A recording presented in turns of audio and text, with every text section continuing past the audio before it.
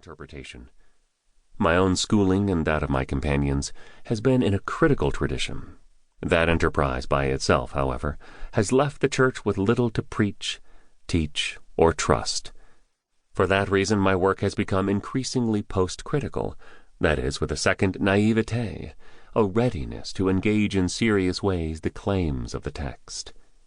I have done so in a conviction that the alternative meta-narratives available to us are inadequate, and the core claims of the Bible are more adequate for a life of responsible well-being.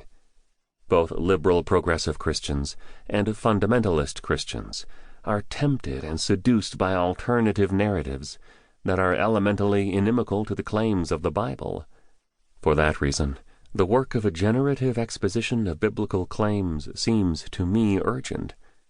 Thus, I anticipate that this series may be a continuing invitation to the ongoing urgent work of exposition that both makes clear the singular claims of the Bible and exposes the inadequacy of competing narratives, that from a biblical perspective amount to idolatry.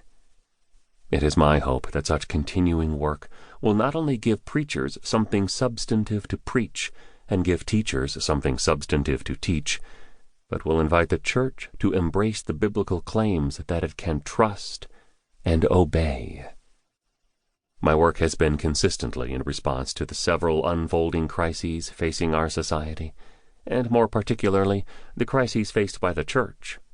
Strong market forces and ideological passions that occupy center stage among us sore tempt the Church to skew its tradition, to compromise its gospel claim, and to want to be like the nations. See 1 Samuel chapter 8, verses 5 and 20. That is, without the embarrassment of gospel disjunction. Consequently, I have concluded over time that our interpretive work must be more radical in its awareness that the claims of faith increasingly contradict the dominant ideologies of our time. That increasing awareness of contradiction is ill-served by progressive liberal accommodation to capitalist interests, and, conversely, it is ill-served by the packaged reductions of reactionary conservatism. The work we have now to do is more complex and more demanding than either progressive liberal or reactionary conservative offers.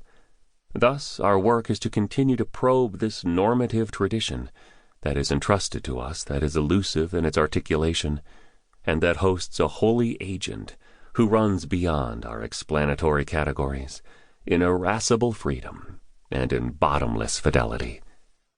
I am grateful to the folk at Westminster John Knox and to a host of colleagues who continue to engage my work.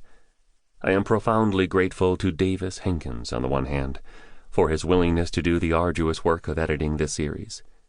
On the other hand, I am grateful to Davis for being my conversation partner over time in ways that have evoked some of my better work and that have fueled my imagination in fresh directions.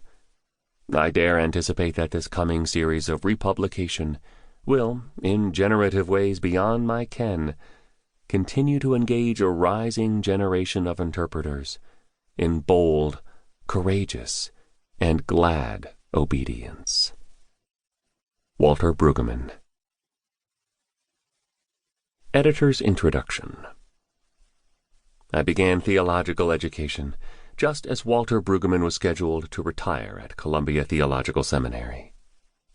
I knew very little about the academic study of religion, probably even less about the state of biblical scholarship at the turn of the 21st century, yet somehow I knew enough to take every possible course with Dr. Brueggemann. After retiring, Walter continued to teach a course periodically and work from his study on campus, and he always insisted that it and any pastor's workspace be called a study rather than an office. But before he retired, during his last and my first year at Columbia, I took 6 different courses in biblical studies, including 3 with Walter. In my memory, I spent that academic year much like St. Thecla, as she sat in a windowsill and listened to the teachings of the Apostle Paul.